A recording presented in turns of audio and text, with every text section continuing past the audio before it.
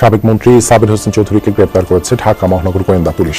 সন্ধ্যায় রাজধানী গুলশান এলাকা থেকে তাকে গ্রেপ্তার করা হয়। সাবেক পরিবেশ মন্ত্রী সাবের হোসেন চৌধুরীকে আটক করেছে গোয়েন্দা পুলিশ। আওয়ামী নেতা সাবেরকে গ্রেফতারে পিনাকির আলটিমেটাম।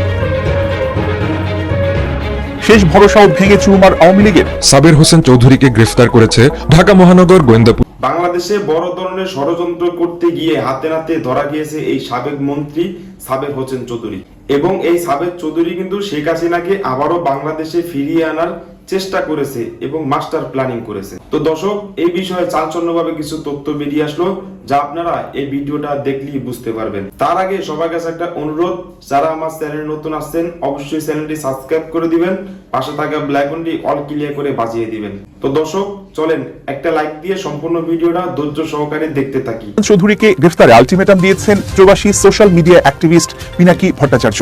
পিনাকি ভট্টাচার্য তার ভেরিফাইড ফেসবুকে লিখেছেন, সাবের হোসেন চৌধুরীর বাসায় রাষ্ট্রদূত যাইয়া বৈঠক করে কেমনে? ফাইজলামি পাইছেন? সাবের হোসেন চৌধুরীর জামিনের শর্ত কি ছিল? ওরে জামিন দিছেন কি আওয়ামী লীগ নিয়ে দিন দরবার করার লইগা? হয় এই রাষ্ট্রদূত গুলারে বাংলাদেশের অভ্যন্তরীণ রাজনীতিতে হস্তক্ষেপের অভিযোগে খেদান, নয়তো সাবের হোসেনকে জেলে ভরেন। কথা ক্লিয়ার। ত্রয়োদশ জাতীয় সংসদ নির্বাচন ঘিরে রাজনৈতিক উত্তাপের মধ্যে ক্ষমতাচ্যুত আওয়ামী লীগ সরকারের সাবেক পরিবেশ, বন ও জলবায়ু পরিবর্তন বিষয়ক মন্ত্রী সাবের হোসেন চৌধুরীর সঙ্গে নর্ডিক 3টি দেশের রাষ্ট্রদূত বৈঠক করেছে। তারা হলেন ঢাকায় নরওয়ের রাষ্ট্রদূত হ্যাকন আরাল্ড গুল ব্রানসেন, সুইডেনের রাষ্ট্রদূত নিকোলাস লিনাস রাগনার উইক্স এবং ডেনমার্কের রাষ্ট্রদূত ক্রিশ্চিয়ান ব্রিক্স বলার। সোমবার রাজধানীর গুলশানে সাবের হোসেন চৌধুরীর নিজ বাসভবনে অতি গোপনীয়তায় এই বৈঠক হয় বলে নিশ্চিত করেছে সংশ্লিষ্ট একটি নির্ভরযোগ্য সূত্র। সূত্রটি জানিয়েছে, বৈঠকে কার্যক্রম নিষিদ্ধ হওয়া দল আওয়ামী লীগের আসন্ন জাতীয় সংসদ নির্বাচনে অংশগ্রহণের কোনো পরিকল্পনা রয়েছে কিনা সে বিষয়ে কূটনীতিকরা জানতে চান সাবের হোসেন চৌধুরীর কাছে। এছাড়া কিভাবে দলটির কার্যক্রম ফের শুরু করা যায় তা নিয়েও আলোচনা হয় দুপক্ষে। বড় দল হিসেবে আওয়ামী লীগের স্বচ্ছ ভাবমূর্তির সদস্যদের যদি বর্তমান সরকার ও অন্যান্য রাজনৈতিক দল নির্বাচনে অংশগ্রহণের সুযোগ দেয়, তাহলে বিদেশি কূটনীতিকদের তাতে তেমন কোনো আপত্তি নেই বলে জানান নর্ডিক রাষ্ট্রগুলোর কূটনীতিকরা। বরং তাতে নির্বাচনের মাঠে লেভেল প্লেইং ফিল্ড পুরোপুরি বজায় থাকবে বলেই মনে করেন তারা। যদিও বৈঠকে কি নিয়ে আলোচনা হয়েছে তা কোনো পক্ষই আনুষ্ঠানিকভাবে খোলাসা করেনি। এর আগে গত 11 মে সন্ধ্যায় আওয়ামী লীগের সাবেক সংসদ সদস্য সাবের হোসেন চৌধুরীর সঙ্গে বৈঠক করেছিলেন ঢাকায় যুক্তরাষ্ট্রের ভারপ্রাপ্ত রাষ্ট্রদূত ট্রেসি অ্যান জ্যাকবারসন। কঠোর গোপনীয়তায় অনুষ্ঠিত 5 মাস আগের এই বৈঠকেও যুক্তরাষ্ট্রের ভারপ্রাপ্ত রাষ্ট্রদূত আওয়ামী লীগের কার্যক্রম নিয়ে সাবের হোসেন চৌধুরীর সঙ্গে আলোচনা করেন বলে তখন জানা গিয়েছিল। রাজনৈতিক বিশ্লেষকদের মতে, অন্তর্বর্তী সরকার আওয়ামী লীগের কার্যক্রম নিষিদ্ধ করায় দলটি তাদের প্রকাশ্য কার্যক্রমে আসতে পারছে না। এমন প্রেক্ষাপটের মধ্যেই সাবের হোসেন চৌধুরীর সঙ্গে 3 বিদেশি রাষ্ট্রদূতের বৈঠকের ঘটনা রাজনৈতিক ও কূটনৈতিক অঙ্গনে নতুন কৌতূহল।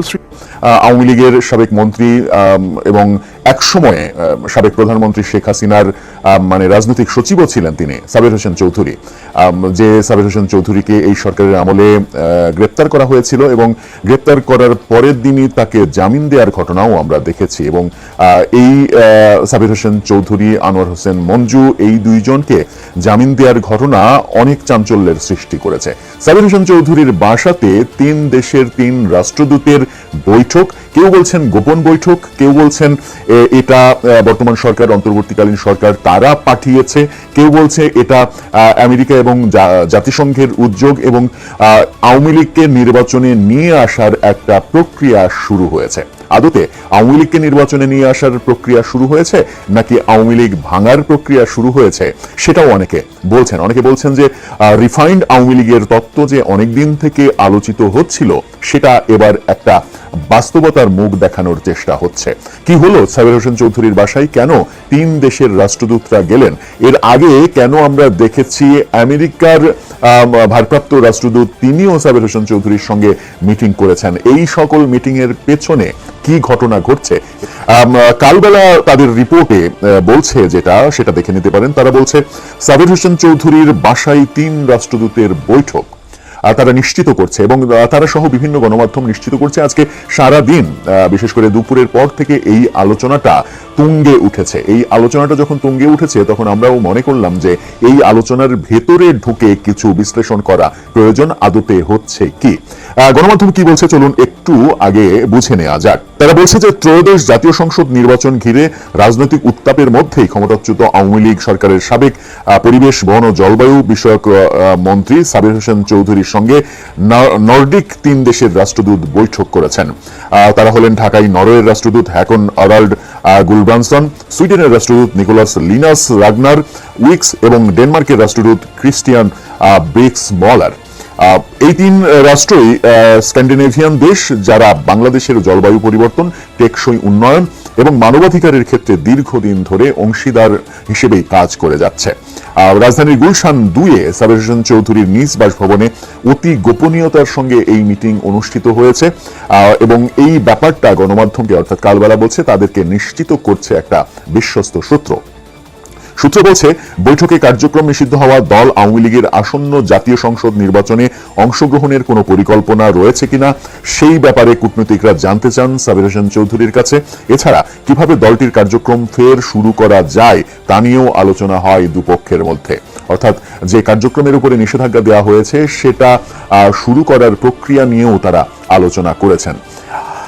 নর্ডিক রাষ্ট্রগুলোর কূটনীতিকরা বড় দল হিসেবে আওয়ামী লীগের স্বচ্ছ ভাবমূর্তির সদস্যদের যদি বর্তমান সরকার ও অন্যান্য রাজনৈতিক দল নির্বাচনে অংশগ্রহণ করার সুযোগ দেয় তাহলে বিদেশি কূটনীতিকদের তাতে তেমন কোনো আপত্তি নেই বলে জানিয়ে দিয়েছেন। অর্থাৎ রিফাইন্ড আওয়ামী লীগ তত্ত্বে বিদেশিদের আপত্তি তো নেই, তারা বরং উৎসাহী এই ব্যাপারে। বরং তাতে নির্বাচনের মাঠে লেভেল প্লেইং ফিল্ড পুরোপুরি বজায় থাকবে বলেই মনে করছেন তারা। যদিও বৈঠকে কি নিয়ে আলোচনা হয়েছে তা কোনো পক্ষই আনুষ্ঠানিকভাবে স্বীকার করেনি। এর আগে 11 মে সন্ধ্যায় আওয়ামী লীগের সাবেক সংসদ সদস্য সাবের হোসেন চৌধুরীর সঙ্গে বৈঠক করেছিলেন ঢাকায় নিযুক্ত ভারপ্রাপ্ত রাষ্ট্রদূত আমেরিকার ট্রেসি জ্যাকবসন। কঠোর গোপনীয়তায় অনুষ্ঠিত 5 মাস আগের ওই বৈঠকেও যুক্তরাষ্ট্রের ভারপ্রাপ্ত রাষ্ট্রদূত আওয়ামী লীগের কার্যক্রম নিয়ে সাবের হোসেন চৌধুরীর সঙ্গে আলোচনা করেছিলেন। সে সময় যুক্তরাষ্ট্র দূতাবাস ওই বৈঠকের আলোচ্য বিষয় নিয়ে কিছু জানাতে না চাইলেও দাবি করেন তারা সব পক্ষের সঙ্গে সংলাপ চালিয়ে যেতে চায়, যা তাদের দীর্ঘদিনের অনুসরণীয় কূটনীতির রীতির অংশ। এই বৈঠকটা কঠোর গোপনীয়তার মধ্যে হয়েছে সেটাও বলার চেষ্টা করছে গণমাধ্যম। বলছে তারা ঢাকার গুলশান 2-এ সাবের হোসেন চৌধুরীর নিজ বাসভবনে দুপুর 2:55 শুরু হয়ে বিকেল 5টা পর্যন্ত প্রায় 2 ঘন্টা ধরে অত্যন্ত গোপনীয়তায় চলে এই বৈঠক। এতে অংশ নেন 3 দেশের রাষ্ট্রদূত।